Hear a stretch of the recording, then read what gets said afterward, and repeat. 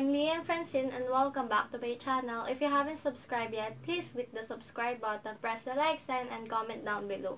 For today's video ay gugupitin ko tong bone pillow. Nabili ko to sa Daiso ng 66 pesos. 88 yung original price niya pero sale siya kaya 66 pesos ko siya nabili. Gugupitin ko to. Titignan ko kung ano yung laman sa loob.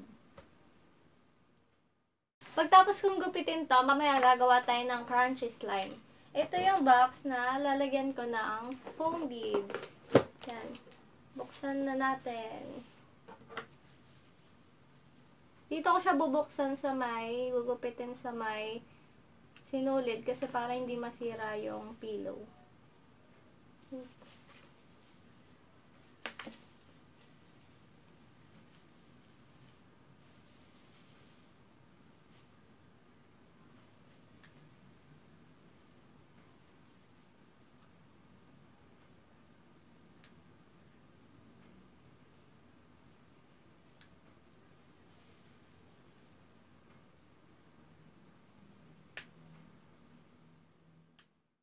Maliit lang yung butas na gugupitin ko kasi para magamit ulit. Kasi maganda pa yung texture ng tela. Lalagyan ko siya ng tela or foam or mga kung anong pwede ilagay na malambot.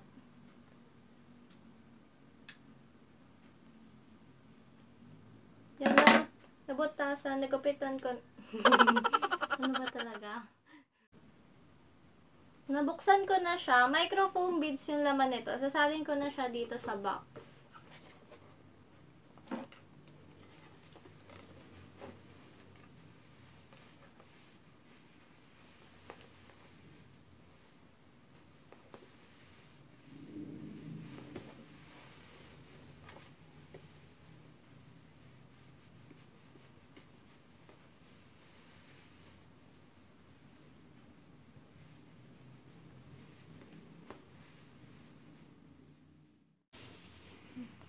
Ganito yung itsura niya, guys, oh. Sobrang liit niya. Guys, ito yung itsura niya na malapitan. Sobrang liit niya. Para siyang snow.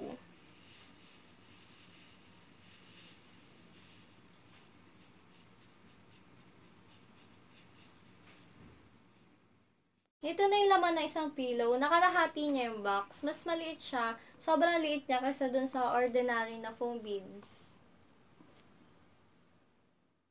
Ngayon naman, gagawa ko ng crunchy slime.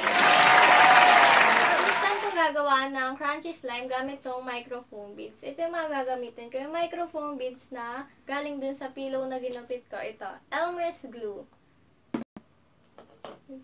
Ariel liquid detergent. Assorted food coloring. Plastic container. Bowl at spoon. Mag-scoop muna ako ng foam beads na gagamitin ko at lalagay ko muna dito sa bowl.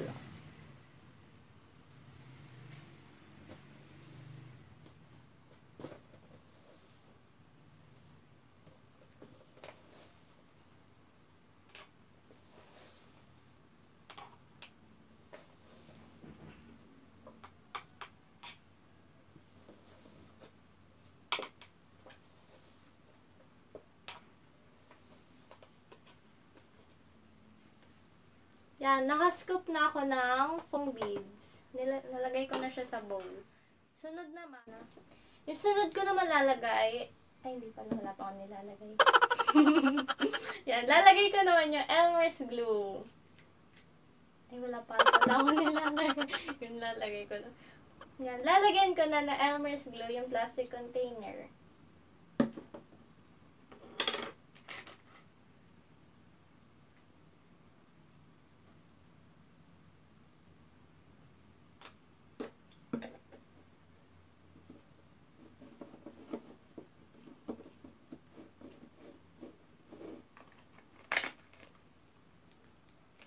Yung color na gagamitin ko ay color blue. Light blue yung gagawin ko. Isang drop, dalawang drop lang lalagay ko para maging light.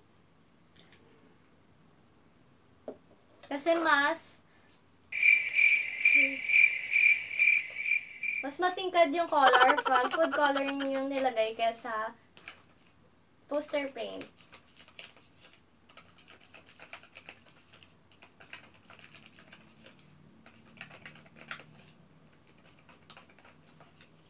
Ito na yung kulay ng blue. Color light blue.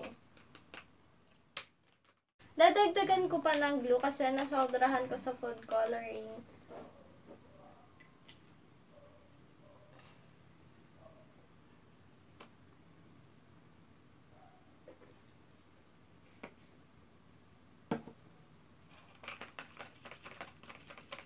Yan, nalagyan ko na ng glue ulit. Naging mas light na siya. Lalagyan ko naman ngayon ng activator. Ariel liquid detergent yung activator ko. Pakonti-konti lang kasi baka mag-overactivate yung slime.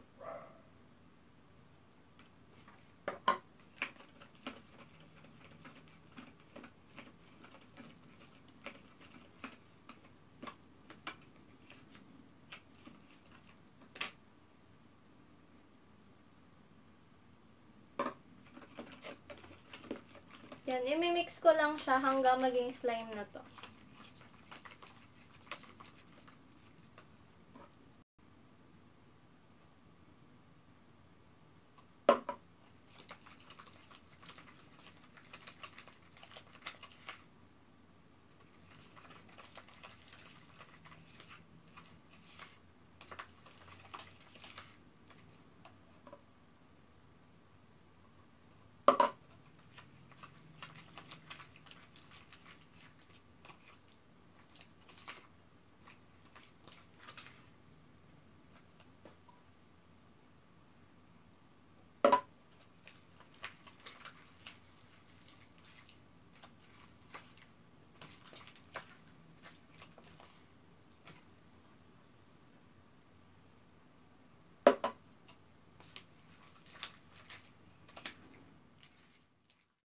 Ito na yung slime. Medyo sticky siya para kumapit yung foam beads.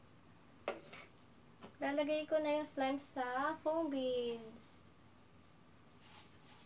Yan, mimix ko na. Hanggang kumapit lahat ng foam beads dito sa slime.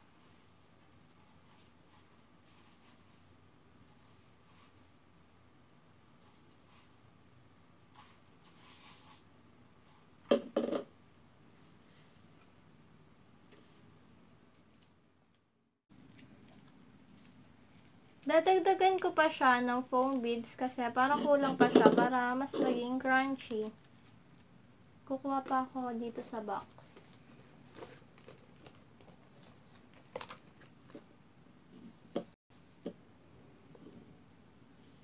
Para siyang snow.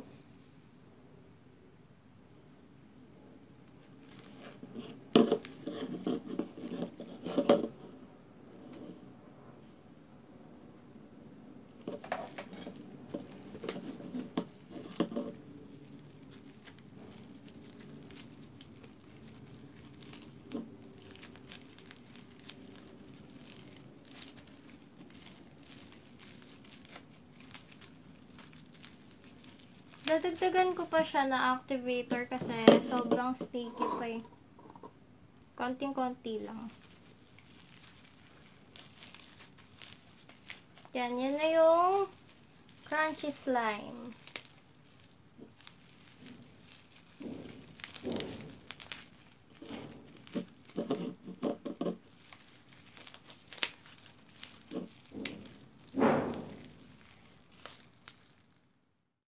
Guys, ito na yung crunchy slime na nagawa ko. Sobrang ganda niya.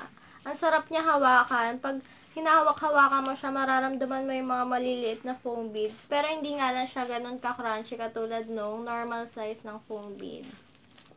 Pero mas gusto ko to kesa dun sa foam beads na ginagawa ko dati. Yan. Correction, crunchy slime pala. Foam beads tuloy. Yan.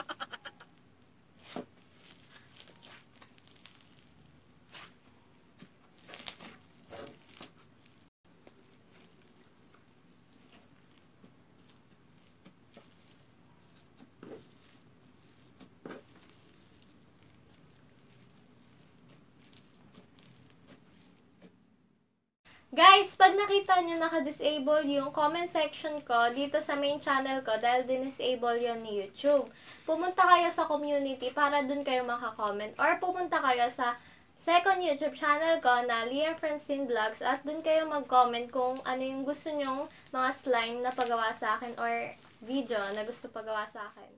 Guys, pag di pa kayo nakasubscribe sa second YouTube channel ko na Lianne Francine Vlogs, mag-subscribe na kayo. Kasi pag nakaabot yun na 1,000 subscribers, magpapag-giveaway ako. Thanks for watching. See you on my next video. Bye!